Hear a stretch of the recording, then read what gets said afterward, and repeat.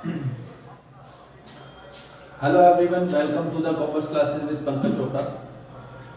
आज जो हम टॉपिक करने जा रहे हैं उस टॉपिक का नाम है accounting treatment of revaluation profit और loss in case of change in profit sharing ratio of existing partner.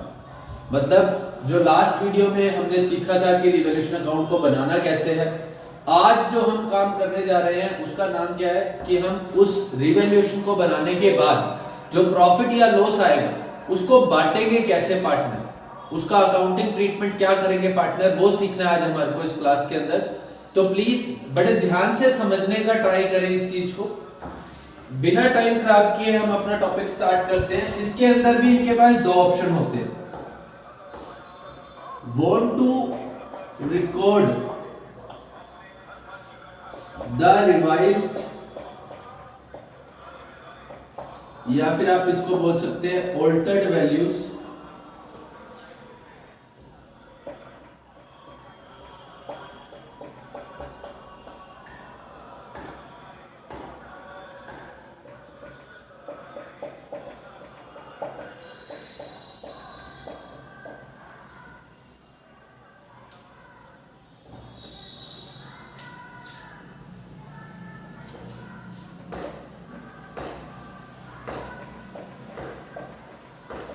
Second case हमारा बनेगा do not want to record revised values in books या फिर बैलेंस शीट।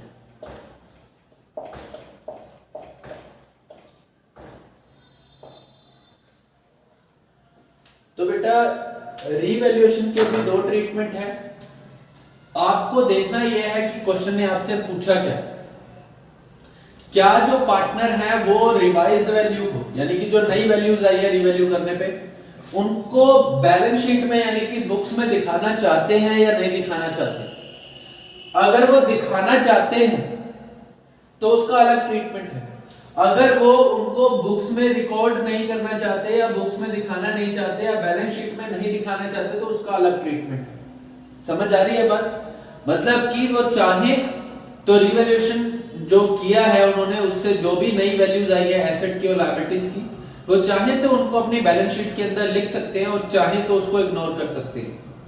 तो अगर वो लिखेंगे तो उसका ट्रीटमेंट क्या होगा और अगर वो नहीं लिखेंगे तो उसका ट्रीटमेंट क्या होगा, आज हमने ये सीखना है इसके अंदर।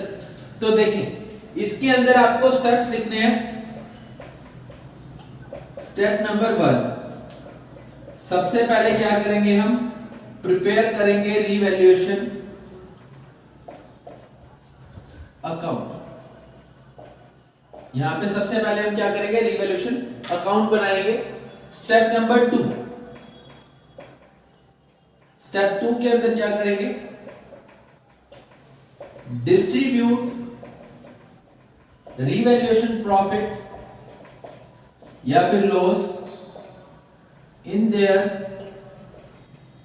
ओल्ड रेशियो, उनकी ओल्ड रेशियो में बांट देंगे। Step number 3, prepare balance sheet with revised values. तो इसके अंदर आपको 3 स्टेप करने हैं। 3 स्टेप्स में सबसे पहले नंबर पे आपको क्या करना है, सबसे पहले नंबर पे आपको करना है रिवैल्यूएशन अकाउंट बनाना है, जो हमने कल सीखा था। नंबर 2 पे जो भी रिवैल्यूएशन का प्रॉफिट या लॉस आया उसको उनकी ओल्ड रेशियो के अंदर बांट देना, डिस्ट्रीब्यूट कर देना। नंबर 3, आपको एक नई बैलेंस शीट बनानी पड़ेगी नई वैल्यूज के साथ। अगर वो रिकॉर्ड करना चाहते हैं तो आपको ये 3 स्टेप फॉलो करने हैं। अब अगर वो रिकॉर्ड नहीं करना चाहते तो आपको क्या करना है, step number 1, prepare statement of revaluation, prepare statement of revaluation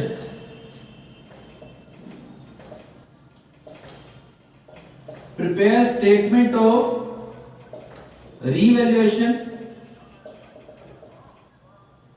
यहां पे आपको क्या बनानी है स्टेटमेंट, यहां पे आपको क्या बनाना है अकाउंट। सबसे पहला difference. Number 2, step 2, adjust revaluation profit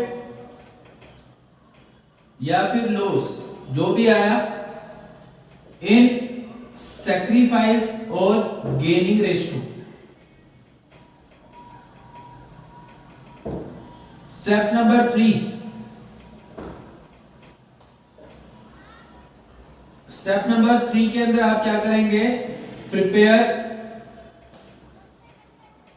balance sheet with old figures, old values. Prepare balance sheet with old values. दोनों ही केसेस के अंदर आपको 3 स्टेप करने हैं। अगर वो बांटना चाहते हैं, सॉरी अगर वो उसको रिकॉर्ड करना चाहते हैं, वांट टू रिकॉर्ड, तो आपको ये 3 स्टेप फॉलो करने हैं, यानी कि रिवैल्यूएशन अकाउंट बनाना है। रिवैल्यूएशन से जो भी प्रॉफिट या लॉस आया उसको उनकी ओल्ड रेशियो में बांटना है। तीसरे नंबर पे आपको क्या करना है, नई बैलेंस शीट बनानी है नई वैल्यूज के साथ। वहीं अगर वो उसको रिकॉर्ड नहीं करना चाहते, do not want to record, यहां पे वांट टू रिकॉर्ड है या do not want to record, मतलब कि वो रिवाइज वैल्यू को रिकॉर्ड नहीं करना चाहते, तो आप रिवैल्यूएशन अकाउंट ना बना के आप क्या बनाएंगे, स्टेटमेंट ऑफ रिवैल्यूएशन। नंबर 2 पे ये स्टेटमेंट ऑफ रिवैल्यूएशन जो बनाई है, ये बनाई किस लिए है, ये सिर्फ इसलिए बनाई जाती है ताकि रिवैल्यूएशन का प्रॉफिट और लॉस हम जान पाए। उसके लिए हम क्या बनाएंगे, स्टेटमेंट ऑफ रिवैल्यूएशन।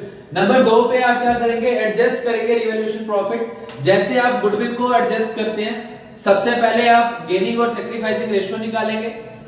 नंबर 2 पे आप जो भी उनका एडजस्टेबल अमाउंट है, मतलब कि रिवैल्यूएशन का प्रॉफिट या लॉस जो भी है उसको मल्टीप्लाई कर देंगे सैक्रिफाइस और गेन शेयर के साथ। नंबर 3 आप जर्नल एंट्री करेंगे। जैसा गुडविल के साथ आपको ट्रीटमेंट सिखाया गया है, सेम वही ट्रीटमेंट आपको यहां पे करना है।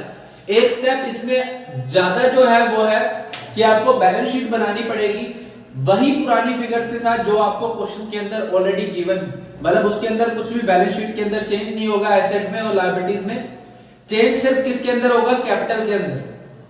समझ आ रही है मेरी बात, कि अगर वो रिकॉर्ड करना चाहते हैं तो आपको ये 3 स्टेप फॉलो करने हैं, अगर वो रिकॉर्ड नहीं करना चाहते तो आपको ये 3 स्टेप फॉलो करने हैं। अब मैं आपको एक क्वेश्चन करवाता हूं।